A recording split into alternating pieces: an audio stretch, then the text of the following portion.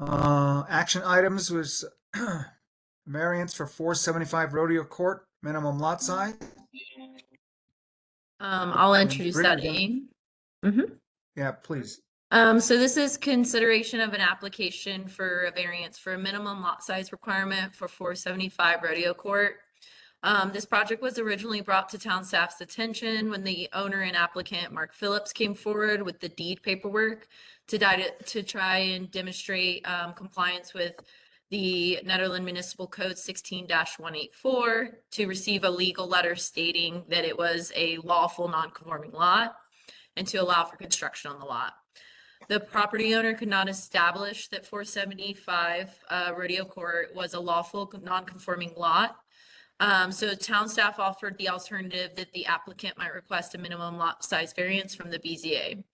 It is important to note that this applicant came before you guys in some of the old board in 2023 with a minimum lot size variance request and additional feedback side request, and this was denied. At this time, the applicant is only seeking the minimum lot size variance. I'm going to go through. This parcel has a total size of 2,161 square feet. It is located in a medium density residential zone, which requires 8,000 square feet to build, which is why the applicant is seeking the variance for minimum lot size variance. I'm going to go through the criteria very quickly, and then I will go through it again with you guys when you're ready to discuss. Staff found that the current lot size is not appropriately sized for the zoning it currently sits in. The applicant would like to try to build a single-family residential home on the current lot, however, needs a minimum lot size variance to do so. If approved, the applicant will likely seek the minimum 15% administrative variance approved setbacks that was recently approved under Ordinance 851. It is important to note that the property was divided in advance of adoption of town zoning ordinance, and therefore at the time of the subdivision, MDR did not exist. For B, physical circumstances or condition. Due to the sizing of this lot, this parcel cannot be developed to conform with our current code for minimum lot size requirements. If a small house were to be developed within Nederland Municipal Code standards and a minimum 15% administrative variance approval, it could fit within the surrounding area. Given the applicants purchased the property in 2021 and did not subdivide the property, staff believes the hardship was not created by the applicant. D, variance if granted will not alter. Two sides of the triangular property are bordered by public land. The east side is bordered by City of Boulder, and the south side is bordered by Town of Nederland property. This parcel does sit in a residential neighborhood. Because the applicant is requesting a minimum lot size variance to try to build housing, it is staff's opinion that if the variance if granted would not alter the essential character of the neighborhood. Variance or E, that the variance if granted minimum variance would afford a relief. Given that they're just seeking to record the property's nonconformance, it would afford minimum relief. So town staff is recommending approval. There are no noted concerns from Public Works or Nederland Fire Department with regard to the minimum lot size. I will give the applicant, well, actually, Attorney Madison, what's next? I'm sorry, do I go back to the board or can the applicant speak? You can, the BZA can ask questions of Okay. you, and then the applicant can go. Also, I think just for the record, it might be important to note who on the BZA is actually voting on this. So we have Chairman, member CPAC, member Ovette, member Parker, and alternate Cornell. Okay. So alternate Larson or liaison All right, yeah, can Larson? trust, is it, sorry, I have not done the BZA in a minute. Can the trustees vote on here, unlike the planning commission, or no? Yeah, no, the trustee Larson does not vote on this. Okay, All right, so so it's you. that clarifies that. Thank you, Jennifer, because I was gonna bring that up too, because there were 6 of us, so who was gonna be the 5?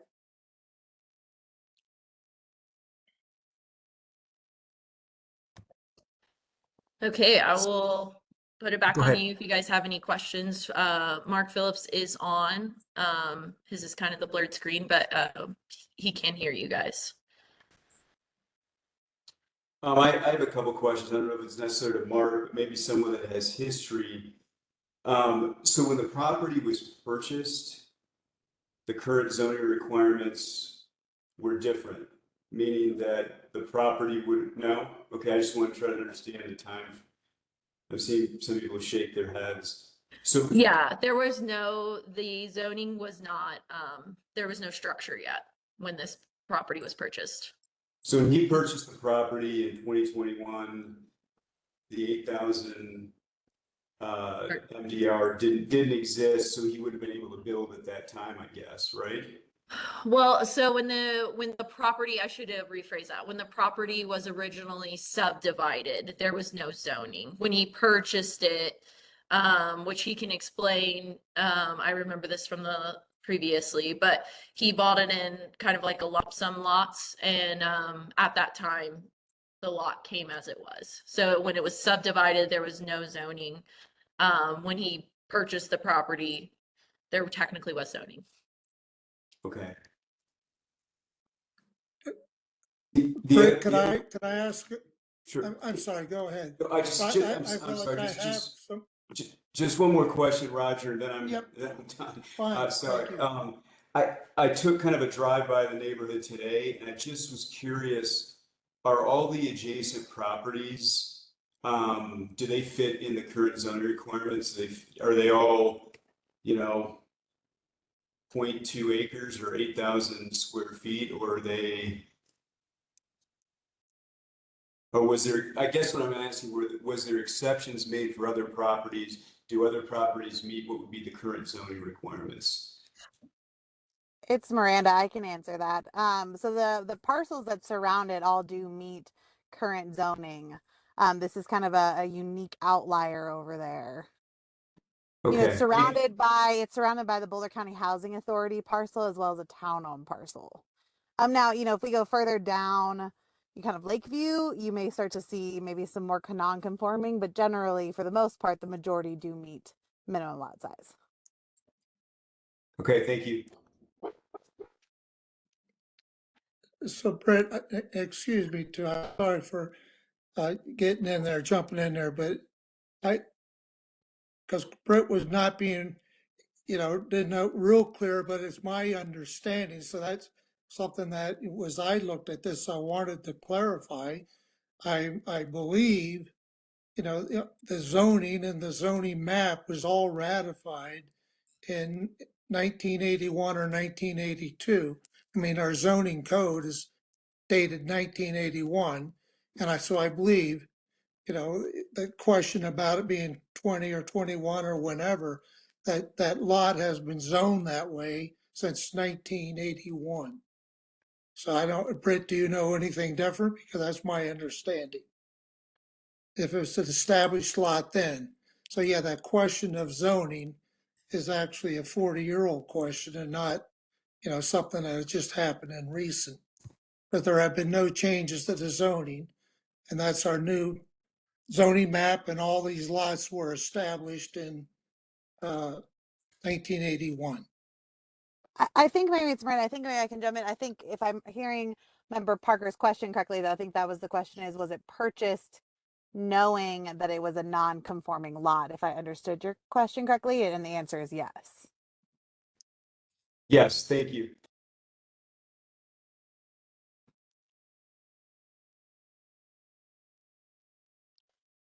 Got it. Any more questions from the board? Question from my side, as far as, and from what I read from the packet, it looks like a driveway would have to be put down to the actual lot. Sorry, Bex, That can is you ask that? correct. Sorry. Okay. No, you're good. And then this is just the request to make it to do a building to allow building on it, right? Or am I interpreting the request? Nope, you're incorrectly? correct. So it would be to just make this a minimum lot size variance, which means they could actually build on the property. The remaining driveway, things like that would still have to go through our code. So no variances for that, and they would have to be according to our code. There wouldn't be any special exceptions. And then for this specific lot size, do we know the size of the structure or the house that would be looking to be put on it? Or roughly? Yeah, I was gonna say, Mark Phillips, did you want to answer that? Yeah, I was muted there, so I took Sorry about that. myself off the mute. So the most recent site plan that I submitted would create about a 330 square foot footprint with the setback requirements as I think that they were planned to be. So there could be 2 stories there, maybe 660 square feet total, if that answers your question. Yes, that does. Thank you. This is Chris Larson. I have a clarifying question here about this. This is kind of going back to some of my previous experience on BZA when we were looking at similar situations with well, in my experience, the variations we've looked at have all been fairly close, a few percent.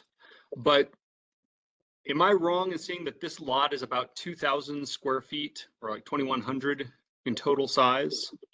So we're looking at something that even were this abutting high density residential, it would be nearly a 50% variance.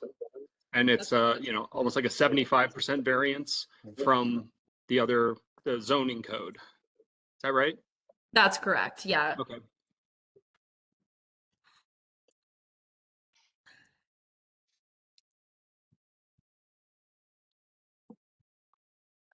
It's Miranda, staff. Can I just maybe offer a clarification as staff that I've offered this before? I think one reason that we as staff recommend approval is because obviously there's a recognition of a need for housing. And so we are aware that now we're looking at a variety of non-conforming lots for development. So that is one reason that we feel like there's an opportunity here for consideration. Just kind of clarification on where staff are standing from the perspective of we're recommending approval. Miranda, do you or does anybody know the history of how that lot kind of got to that specific size by chance? I unfortunately do not. Okay. Yeah, I know that was kind of like a reachy one, so. My understanding from the previous meeting was that that lot was acquired as part of a trade or a purchase as like many different lots or properties in some sort of deal. Is that Right. correct? Yeah, it was purchased, and Mark could speak to this. It was purchased in kind of a group of parcels, to your point, member CPIC. I don't know why though this one is as small as it is, why it was divided out to be as small as it is, but you're right, it was part of kind of a lump sum purchase of a variety of different parcels.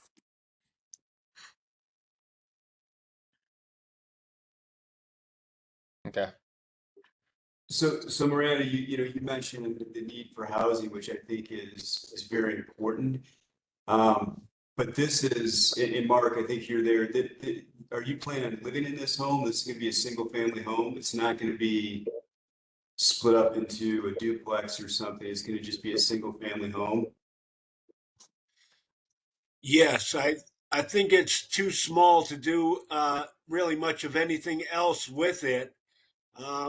One alternative that was suggested to me was that if I put a deed restriction on the land and the property, limiting the, I don't know, I guess the potential appreciation of the land or the property for a period of 20 years, that might be something the town would look favorably on. I haven't made that decision yet, but if I had to, I would be willing to do that to get the minimum lot size requirement variance that we're talking about here today. And what is your plan with that I building? have a question. Is it that you would sell it to a family or that you would occupy it yourself? Well, I'm really not sure yet. I don't really intend to occupy it myself, but I don't know that it's a pretty nice little spot there next to the water. But if I were to sell it, it would most likely be pretty affordable for somebody else to buy, either the land or the building.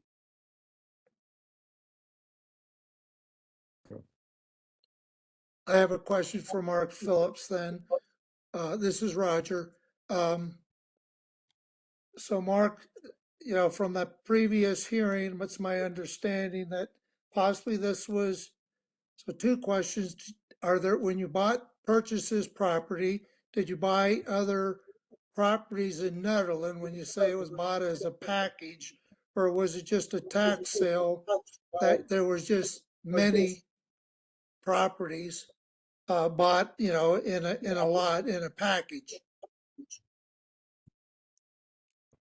So I think I bought 3 other parcels from this gentleman who was a tax lien investor, and that is how he acquired 475 Rodeo Court.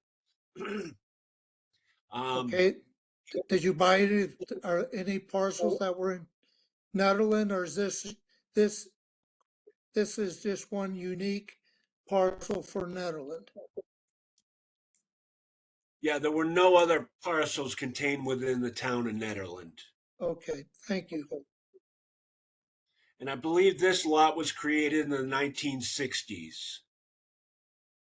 And, it's just something that everybody forgot about.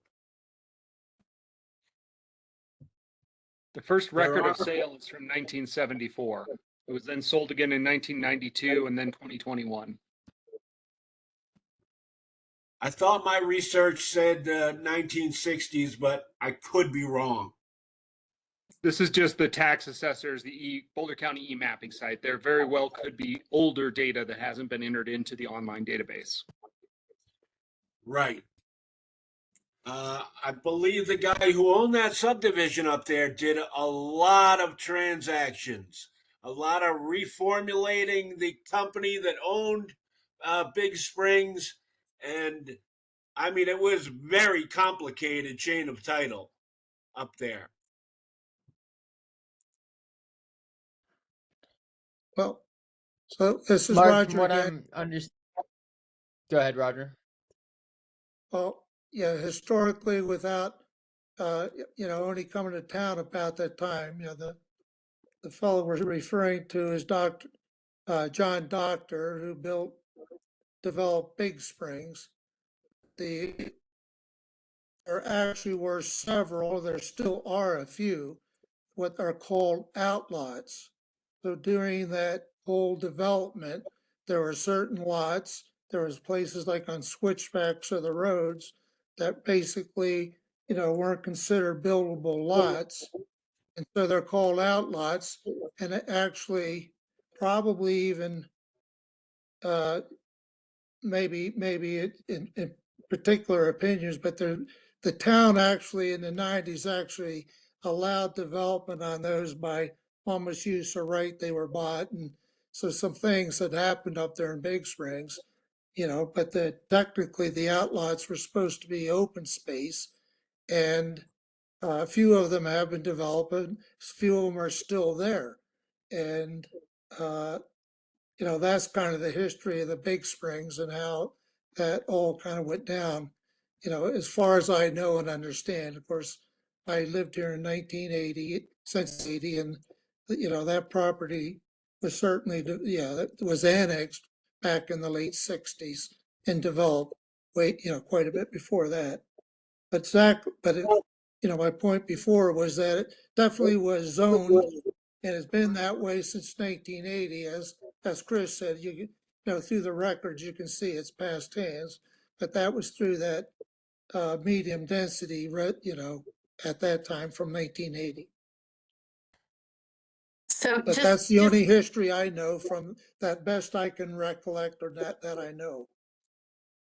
just to jump in here on the process, this is a quasi judicial application that's before the BZA. And right now you should be asking questions of staff and of the applicant.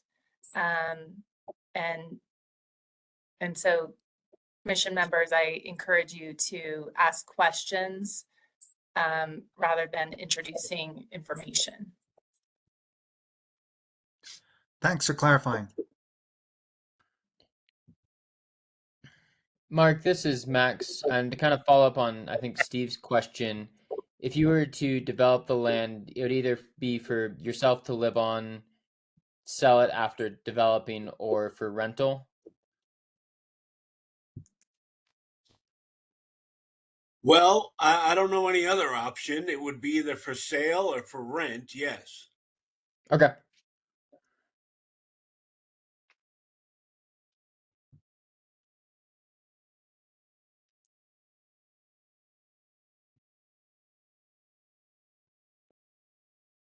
Do you guys have any more questions for staff?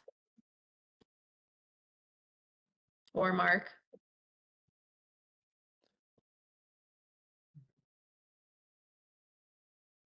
If not, Chair Mole, would you like to move it to public comment? Yes. So we've done the assessor and treasurer records, I believe, or not, Yeah, so or do we need to? those are all just the attachments. Okay. Mm-hmm. Any questions from the board about the assessor treasurer records? Any questions from the board about the site plans? Let's move on to public comment. I know there are 4 letters included in the packet, and I've also getting them in my I'm gonna emails. put the timer up just to get us ready for that.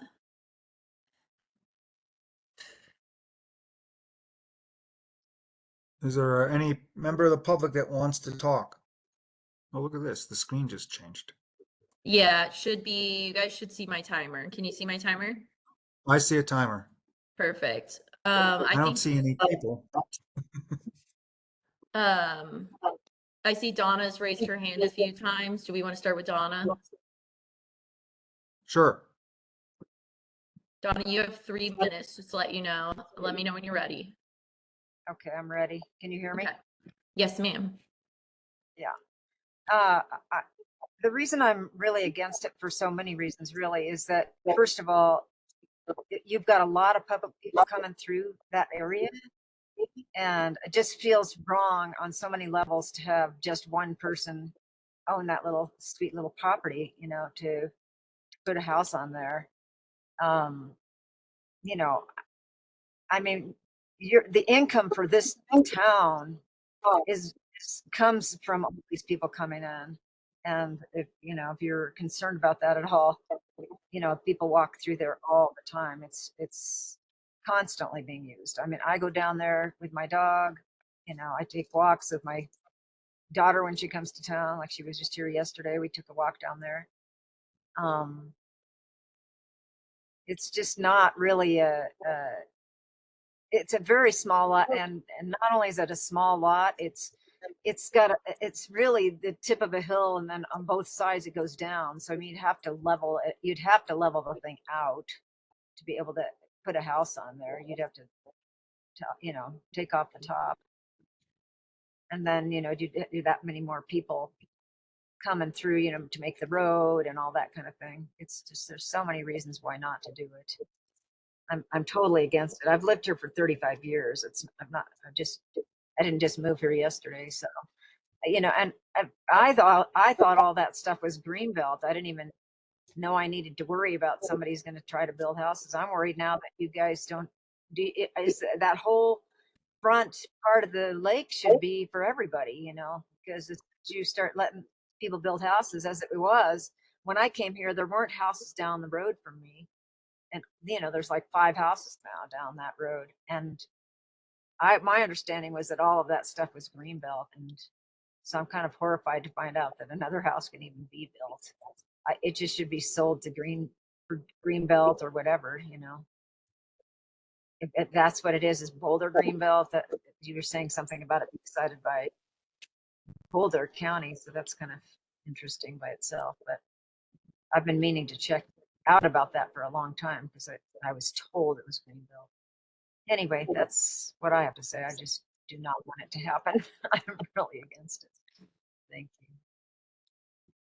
And I'm also on Donna's computer, so I would like 3 minutes. This is Bonnie Sundance. My computer stopped. No worries. I'm starting it right now, Bonnie, okay? Okay, my letter is in the packet, and I just want to point out that I've been here 5 years as a resident, and that I really carefully went over to the lot, and there is a big old tree that's been there for years that should not be taken out, and all the other trees are holding the soil in place. So, you know, that's a consideration, that none of the trees should be taken out just because that land, as Donna said, is on 3 sides, is either steep or sloped.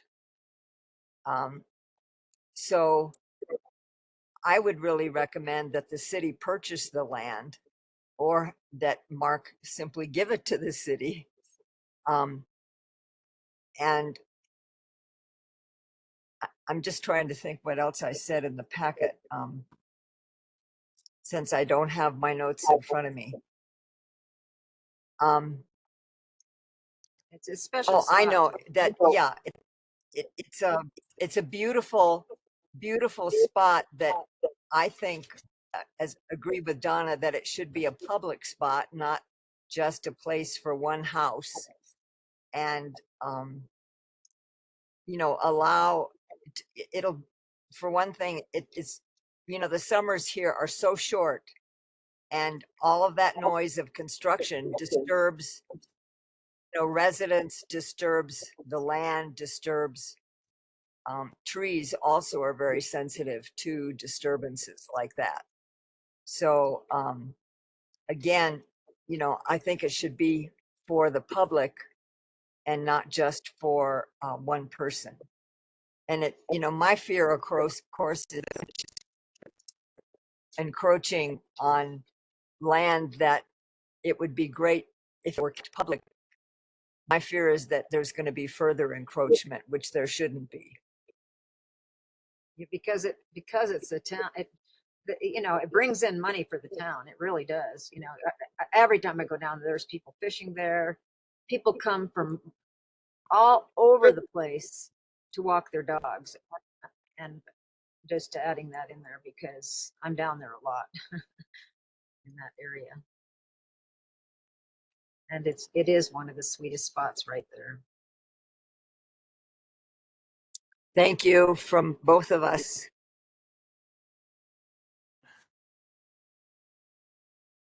Are there any other, thank you for your input. Is there any other members of the public?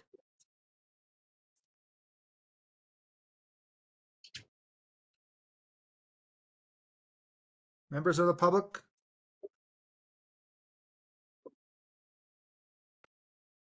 Doesn't sound like there is. What's that? I know there were other people that were trying to come, like Bert Roshbaum was kind of come. Bert is trying to figure out how to get himself off unmute.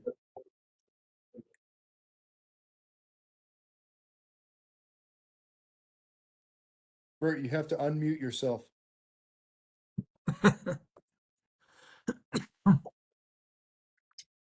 This is, there we go. At the bottom of your screen, Bert. He's got it.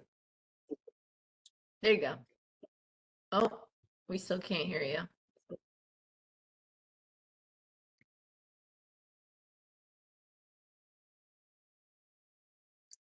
We should mute.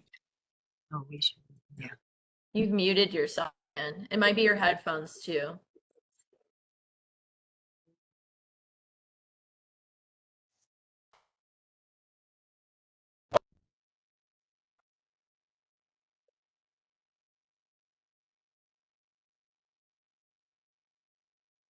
Yeah, he's muted. You guys unmute him for him? We can't, unfortunately. What I can At request. the bottom of your screen, Bert, Where it says mute or unmute? he's getting. You can. Oh, you call- did. Bert, you might want to unplug your headphones and just talk to you through your computer and not your headphones.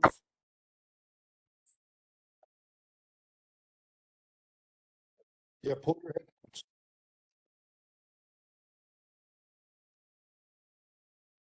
Nope. Almost.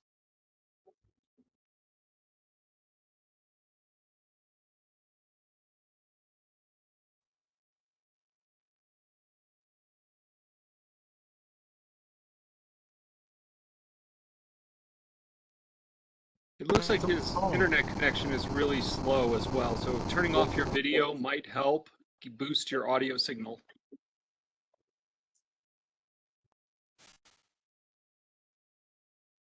Maybe some of the other people can call him on a telephone and have him put him on speakerphone.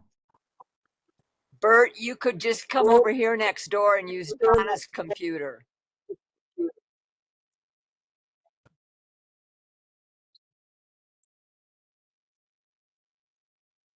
Go run over and get him.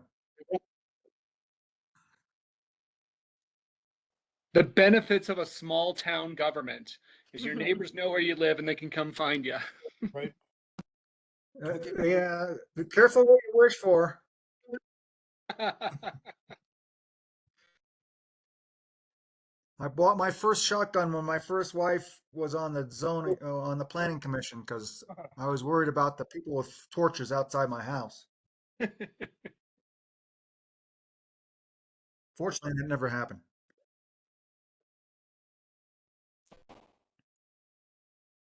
And I don't know if there's a woman named Laura who's going to talk, but she does have a letter.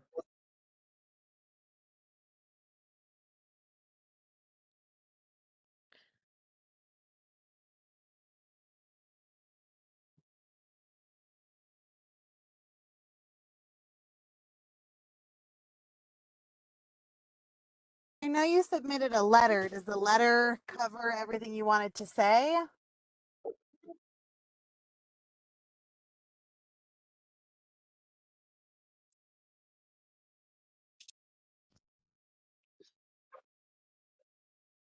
Can we just read Bert's letter? Yeah, that's what I'm trying to figure out if Bert feels like his letter is his public comment and instead of holding up the hearing, but I of course want to respect his desire to say something. I guess.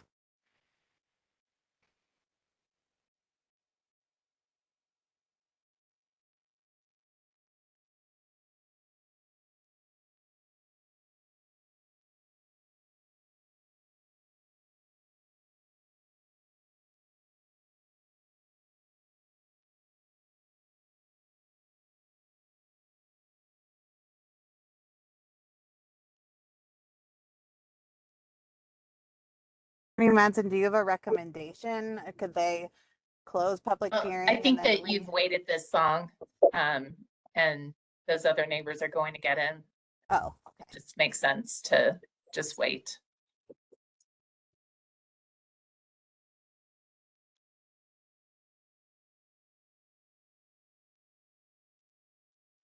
Bert is coming, according to Donna.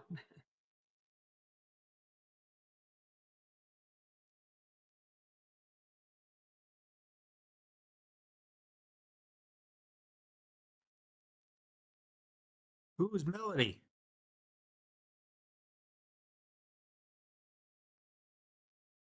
There's a woman named Okay, Melody he's that's almost watching. here. So Melody's there a it member of is. the community, and I don't know if she wants to give public comment, but Okay. Where's the camera? Just sit right there where you are. Hello, can you see me now? Yes. Yes, sir. Okay, I'll my start you 3 minutes. computer said I was not muted, so I don't know what the hell's going on. So I live right here, right near the piece of property. And I've been living here for about 34 years. And I feel like it is the wrong piece of property to build on. I go by there every single day, almost every season that we have here, good weather and bad.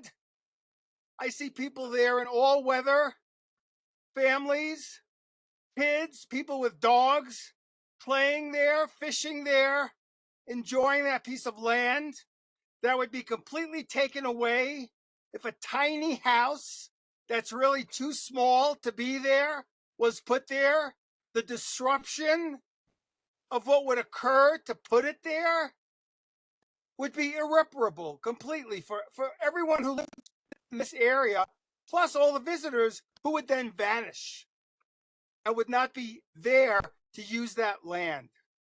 If the town can't buy the land, maybe it could be donated as some sort of a write-off, because to build there is wrong in almost any way you could think about it. And the last time this meeting happened, when it was turned down, Roger Cornell said, well, you basically got like a bad purchase that was part of a bigger parcel of other lots, and really and trying to stick something there because it might be possible will actually ruin what is there for the future that then cannot be fixed. So that's my opinion. So now that I've spoken, I'll go back to my computer and listen. Stay here. I can stay here. Okay, I'll stay here. All right. And- Anyone else from the public? My comments are also in the packet. I'm in the packet. Yep. Thank you, Bert. Thank you, Bert. Any more comments from the public?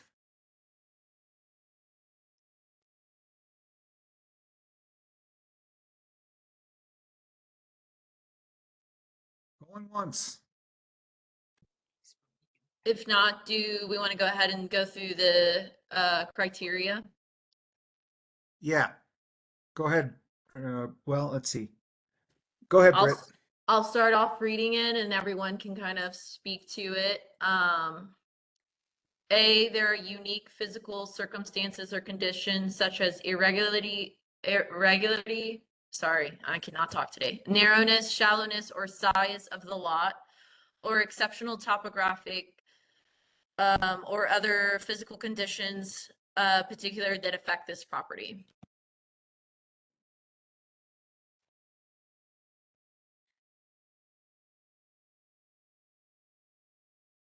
Does anyone have any comment about that from the board?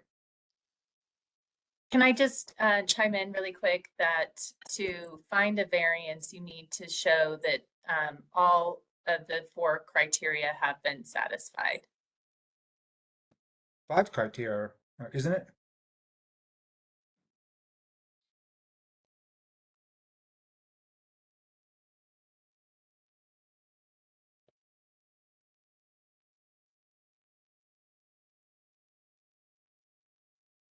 Is it 4 or 5 criteria? Well, it's I think 5. It's 5, yeah.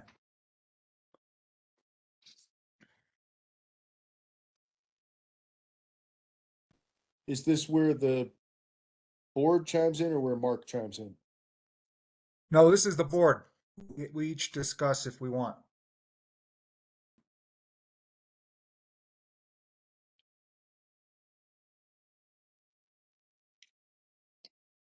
No, this is Roger. No one's going to lead. First of all, I have Roger. to say that whatever Bert just quoted my name, and I want to say that I feel that I was misquoted. I don't know all the specifics of the last hearing, but I know it was kind of whatever that was. I was taken out of context. Because I remember very definitely discussing the criteria in that meeting, and I tried to keep it always to the criteria of the analysis.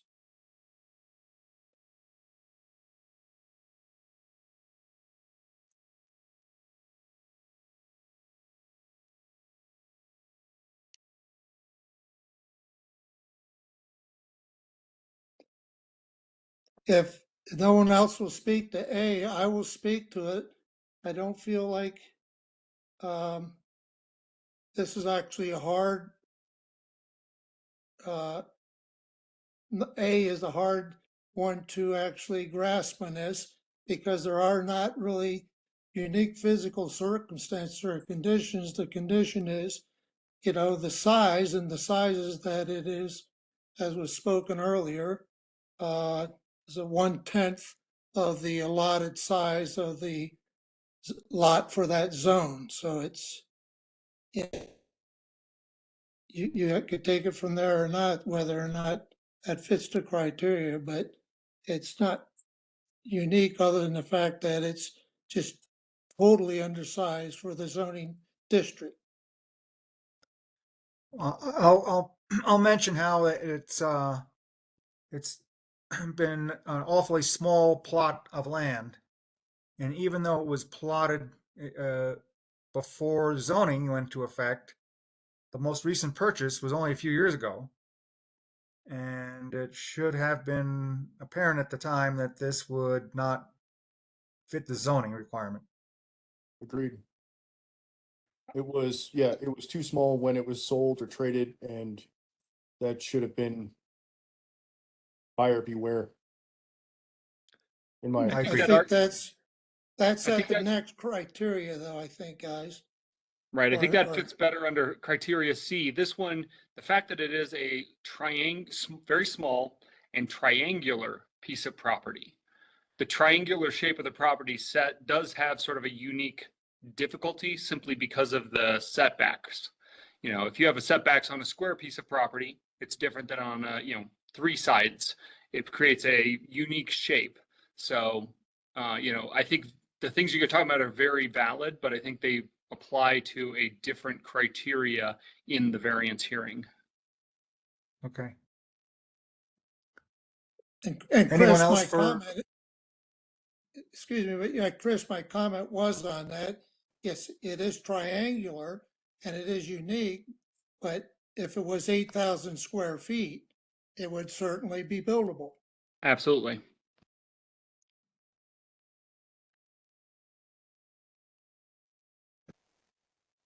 Probably if it was 4,000 square feet. Agreed.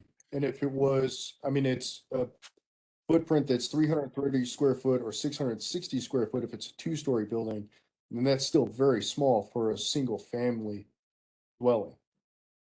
Absolutely. That's not the criteria though. The criteria was, stick to the A and try to figure that one out. Agreed. Agreed. How about the second criteria? Go ahead and read, Britt. Well, I don't think everyone spoke. So what was everyone's final, just for the Oh, okay. record, determination on A? Did everyone not find it or find it that it has some unique physical circumstances or conditions? And everyone can just go through and yes or no. It doesn't have to be a long comment, but I just, for the record, try to get Yes. each member. Yes, for me, it does have unique physical circumstances. Okay. Yes, for me as well. It is a unique lot in its shape and size, as well as topology.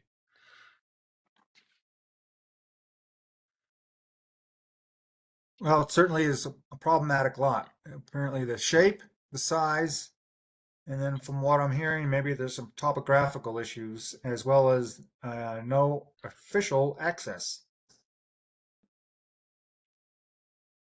Roger? I would agree, yes, that's the size of the lot, yes. Okay. And let's see who haven't got. Steve? I would agree it is a unique size. It's topographically challenging with the terrain. I think it is a unique size. It's just a challenging lot to want to build on. Okay, I'll go ahead and move on to B, which is that because of the physical circumstances or condition, the property cannot reasonably be developed in conformity with the provisions of this chapter.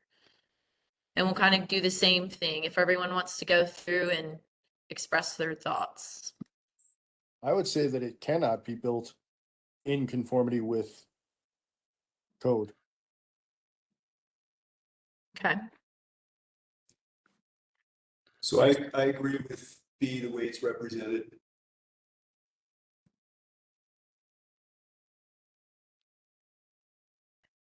Roger?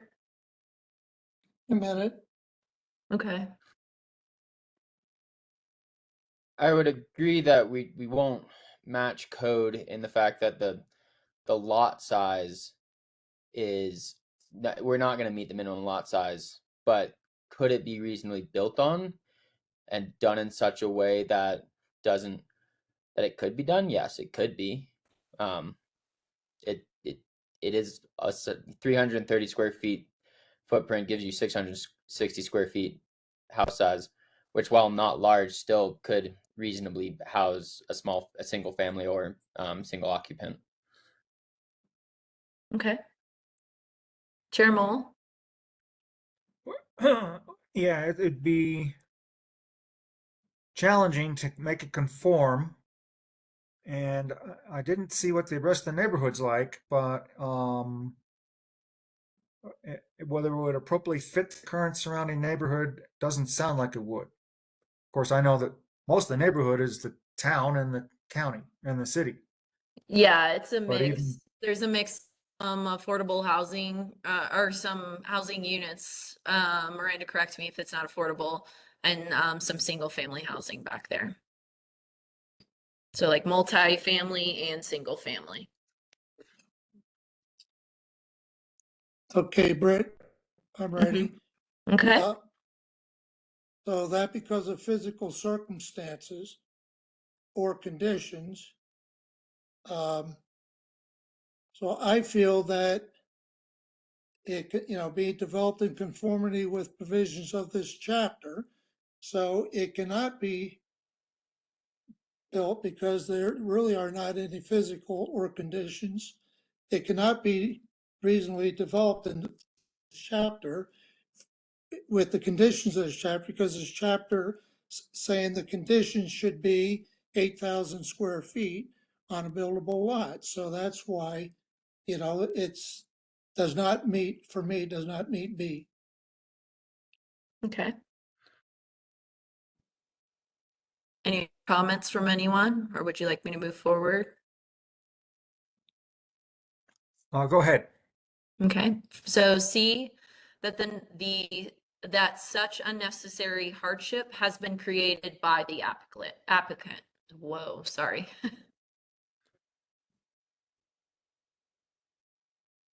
Anyone want to go first? Confused. So we're saying that Mark Phillips is going through unnecessary hardship because So you're saying yes or no to the fact that it hasn't been created by him. So it's asking, it's saying unnecessary hardship has not been created by the applicant. So if you think otherwise, then it would be a no. I'm still a little Or confused. yes. So that unnecessary hardship has been created by Mark or unnecessary Has not been. So for instance, I'll give you, staff said, given that the applicants purchased the property in 2021 and did not subdivide the property, staff believes the hardship was not created by the applicant. However, you can have a complete different opinion. The opposite opinion could be that it was purchased by the applicant in 2021 with foreknowledge of the current zoning regulations, zoning map, and that had been, at that point, 40 years old in town. Yeah. Yeah, so that's my opinion is that the purchaser went into this knowing what the zoning code was and still bought the property. So therefore, no hardship has been created on him because he went into it knowing what was happening, and there's no hardship put on town because it's still just a lot. Okay. Yeah, I'm still a little fuzzy, Yeah. on that one, but yeah. No, so, the hardship, you're saying the hardship was created by the applicant, basically, by purchasing the property in 2021. Yes, the and having hardship that was. hardship. Yeah. by the Sorry, guy. I made that a little confusing. That I'll get Yeah. better. Well, The hardship it's, was created by the guy buying the property. Like, Mhm. yes, it's, lot size was it's certainly a double negative, but yes, in my opinion, yes, it's, clearly buyer beware. If you had worked with any kind of an agent, you would probably be doing litigation with that. And so, yeah, clearly, that lot was there, the circumstances there, as actually was just stated, for 40 years. And yeah, clearly, the applicant caused the hardship. So back in 1980, early 1980s, I actually came up from Boulder, looked at a lot more in the center of town. The lot was half the size of the zone requirement. I talked to a builder who happened to be a trustee at the time, and he told me what I'd have to go through on a rectangular lot that was half the size, not a triangular lot that was a quarter of the size. And I decided not to create hardship for myself, and I bought a condo in Boulder instead. Does that answer the question? Or I could just say, I see what you're saying. beware. Yeah, buyer beware. Any other comments? I'll agree that I think that the buyer created the hardship for himself. It's a little bit of a flip of a coin whether the person provided the land created or not, but either way, I think you were aware that you're buying into a lot that's 80% below what the requirement is. So sorry if I confused you. In addition, this apparently was something just thrown in to sweeten a deal, and I would hope that really what the buyer wanted was those other properties that was part of the package and not this one. That's a good point. I would Any also other- agree that this is a buyer beware area. Okay. Okay, perfect. Are you guys ready to move on to the next one? Yes. Okay. So sorry, the formatting got a little weird on this, but D, that the variance, if granted, will not alter the essential character of the neighborhood or the district in which the property is located, nor substantially or permanently impair the appropriate use or development of the property. I think that it will change the character of the neighborhood. Okay. I think that it will impair that area. I would agree with Steve too. Given the huge variance to the standard, I think it can impact the area. I think it also sets a dangerous precedent for if you grant a variance on such an atypical lot size and such an atypical lot shape, that it kind of sets a precedent that may not be good for future town development. I agree that we need more housing in town. We all know that we need more housing in town, but we live in a mountain community. There are going to be weird shaped lots all over the place, and that doesn't mean that you can develop these weird shaped lots out of desperation. I think that's a bad precedent to set for our community. Britt, my comment is that, Mhm. the variance of grant, you could actually say because of the PUD and the county housing, right adjacent to it, possibly argue that it doesn't change the neighborhood, but the next question is, or district, and I think very clearly granting, this type of variance to make a variance on a zoning district of density would drastically change. And then how would you actually ever move on in the future to do this process to future variances, giving, as we said, such a huge variance So it if not the neighborhood, certainly the district. So no, yeah, it does not meet that criteria of D, in my opinion. I would say that I would kind of combine Rogers and Steve's, where my opinion is that while the neighborhood might not be not change the essential character of the overall neighborhood if done correctly, if we approve the variance for this specific lot size, it would be setting a very odd precedent for us as far as what we're looking for as far as medium density housing. It'd be different if the lot size was half was 4,000 instead of 8,000, but it's 2,000. So a couple things. First, I haven't been there, but I'm getting a feel for what it's like there. And apparently we got some members of the community who feel that through their letters and their public comment that it will in fact impair the uses that, I don't know about appropriate use, but will impact use that that property is getting now and to that particular area in general. They think it should be more like a green belt. And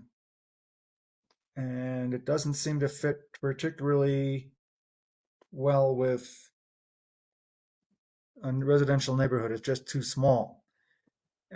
It also, there's variances and there are variances. If we give a variance to so as a community, entirely, which we're tasked to be the Board of Zoning Adjustment for, we need to be a credible Board of Zoning Adjustment. And if we granted a variance for something that's a quarter of the size, when will we ever be able to deny a variance again without having people look at us and say, well, you did that one, why can't you do mine? Exactly. Believe me, I've been at the board for a while, and that hasn't happened, but it could come close. And we have denied variances that are a lot smaller because they didn't meet criteria, even though that was the case. Great. Should we move on to E? Yeah, E kind of went with that, but I forgot to add that. E is really just the variance, if granted, is the minimum variance that will afford relief and is the least modification possible of this chapter's provision. Yeah, no, that's a big change from the code. So yeah, I'm going to say that that is not the least amount of variance that we can do. Yeah, like I just said, if we give this much of a huge variance, that's a lot of a variance. I believe personally, maybe getting off a little bit, that this is a problematic property, and there's lots of issues about housing and open space and all that sort of thing. And I think it's beyond the scope of the Board of Zoning Adjustment to deal with some of these issues. But using the narrow confines of the Board of Zoning Adjustment, this is just too much of a variance as far as the essential character of the district and neighborhood. Agreed.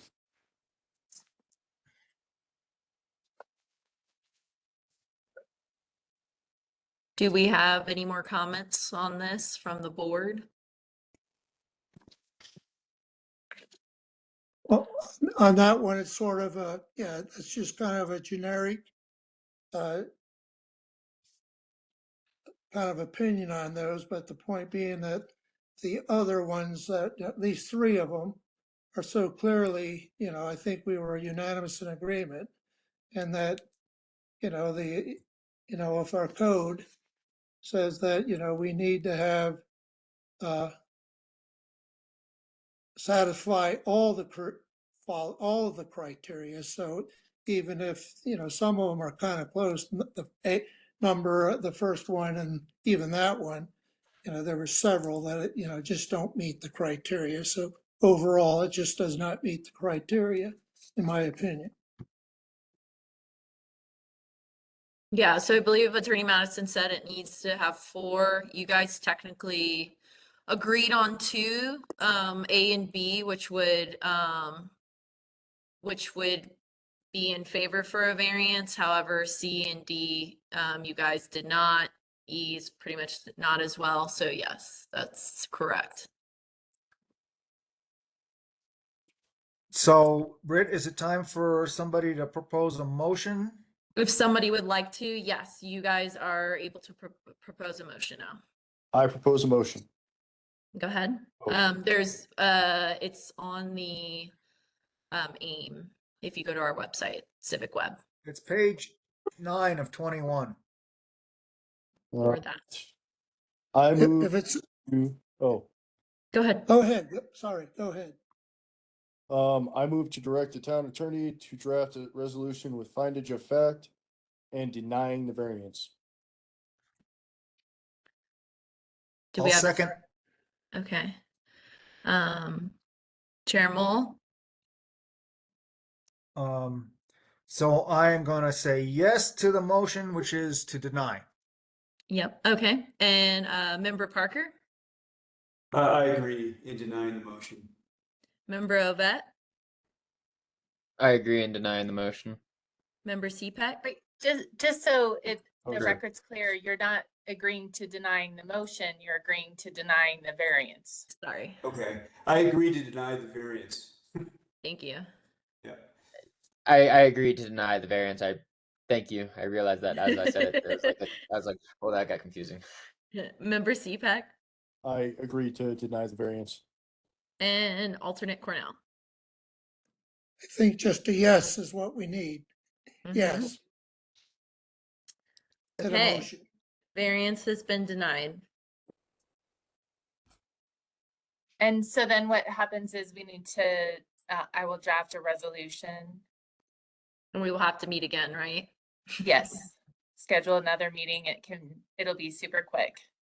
Yeah, it'll be like 15 minutes for those who were there last time. For those who weren't there, it was like a 15-minute meeting.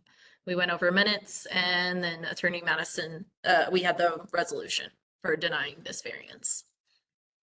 I want to know if I can make a comment if Mr. Phillips or any of the public are still on computer. Anyone out there? I believe they're all. Yes, I was Still- muted, but go ahead, please. Okay, so yeah, it's a problematic lot and there's lots of issues, but it doesn't have to end with the Board of Zoning adjustment. You have public that would like it to be made into open space so they don't trespass. And that members of the public can maybe go to Boulder County, who has a money for open space from our tax dollars. I don't know if Nederland has any money. I doubt it. But there is open space lots. There's around in my neighborhood. There's open space that is town owned, and the poor town has to cut the trees up that fell in the last windstorm. So it's not an unsolvable issue, but I think it goes beyond the capabilities of the Board of Zoning adjustment. I know you people are very well intentioned and you have the best interest of the town in mind, but I have to ask you why the town itself is in favor of this variance when they are fully conversant with the questions being asked. And it's clear to me that you guys are not exactly clear on what questions are being asked and being answered. And I'll leave it at that. That's why we have these meetings. I listen to every minute, every comment, and you guys do not understand the questions and the issues and principles being discussed. Everything you guys have mentioned so far are reasons to grant the variance.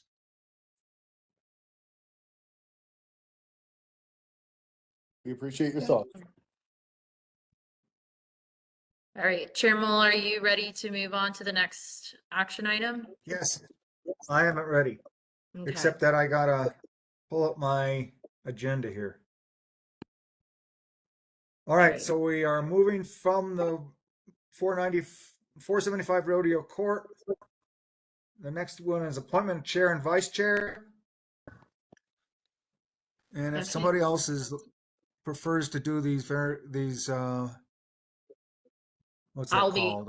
I'll read the aim. Huh? I said I can read the aim off for you. Yeah. Give Oh, me okay. 1 second. My computer is glitching.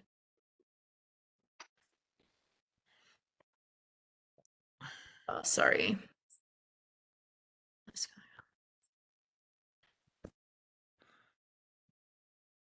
Okay. Alrighty.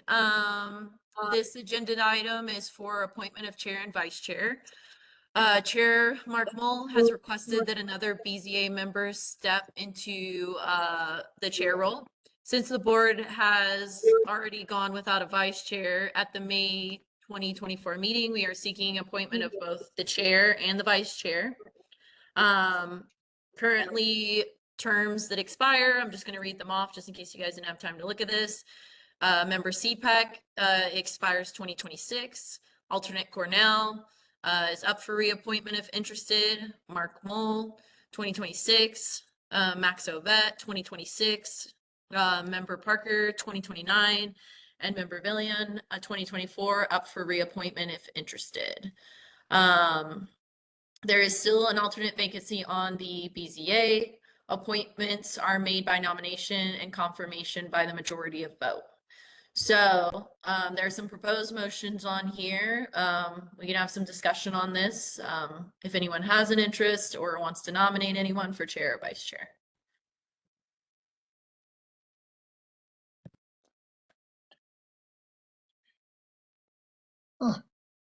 I mean, I'll take one of the positions if that's what's necessary. I don't necessarily want the responsibility, but I nominate Steve as chair.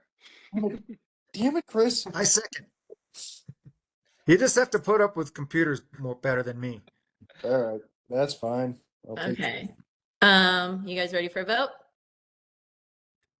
Yeah. Okay. Chair Mole, Yes to Steve being the new chair. Member Ovett, Yes to Steve being the new chair. Member Parker, Yes. Trustee Larson. I'm not sure I get a vote, but yes. I don't know. Member CPAC Yes, I suppose. and alternate Cornell. Yes. Okay. Vice chair. And perhaps it's Miranda. I realize we've gone a minute without a vice chair, but I would strongly encourage, I think, Steve, it's helpful to have a second, would strongly encourage someone to step into that role. I will follow Steve's suit of saying, if need be, I will do it. I very much second that. Okay. Alternate Cornell. Thank you, guys. Thank you very much, guys. Yes. Member CPAC. Yes. Member Parker.